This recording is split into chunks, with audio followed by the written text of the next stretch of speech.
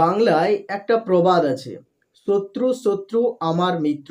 সমাজের কারো সাথে আপনার কোনো বিষয় নিয়ে ঝগড়া হয়, তার পাশের বাড়ির মানুষটা আপনাকে জ্বলানোর জন্য আপনার শত্রুর সাথে একটা ভালো সম্পর্ক তৈরি করে, যেচে যেচে কথা বলতে যায় কিনা আপনাকে জ্বালানোর জন্য সে এটা করে। যখনই আপনি তাদের বন্ধুত্বের সম্পর্কটা দেখবেন, আপনার মনের মধ্যে একটা প্রতিহিংসা আসবে, আর এইটাকেই জাগানোর জন্য তারা এই রকম কাজগুলো করে।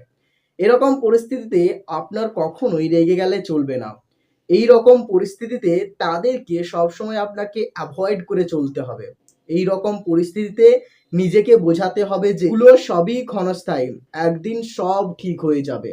আর এই সব জিনিস অ্যাভয়েড করতে করতে নিজেকে চেঞ্জ করতে হবে, সফলতার জন্য পরিশ্রম করতে হবে, নিজের জীবনে নিজেকে কোনো একটা ভালো জায়গাতে প্রতিষ্ঠিত করতে হবে।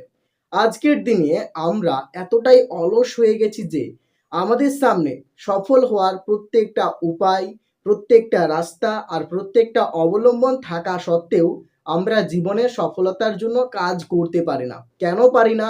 কারণ আমরা আমাদের এই স্থূল শরীরটাকে অলসতার মধ্যে ডুবিয়ে রেখেছি, তার সাথে সাথে আমরা অলসতার মধ্যে ডুবিয়ে রেখেছি আমাদের মাইন্ডকে, যার জন্য আমরা চেষ্টা তো করতে চাই জীবনে সফল হবার জন্য, সফল হওয়ার জন্য কাজ করতে, কিন্তু আমরা পারি না, কারণ আমরা অলসতায় ডুবে আছি। জীবনে অলসতার মায়াজাল থেকে বেরোতে গেলে আপনাকে প্রথমেই আপনার লক্ষ্য সম্পর্কে স্থির করতে হবে এবং লক্ষ্যের প্রতি অবিচল থেকে প্রতিনিয়ত লক্ষ্যের জন্য ভাবনা চিন্তা করে লক্ষ্যের দিকেই এগোতে হবে।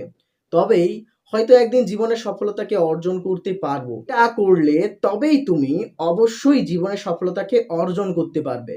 কারণ সফলতা একমাত্র তাদের কাছেই যায় যারা সফলতার জন্য কঠোর পরিশ্রম করে। আমরা প্রত্যেকেই কঠোর পরিশ্রম কথা তো বলি ঠিকই, কিন্তু জীবনে কেউ সঠিকভাবে হার্ডওয়ার্ক করতে পারি না।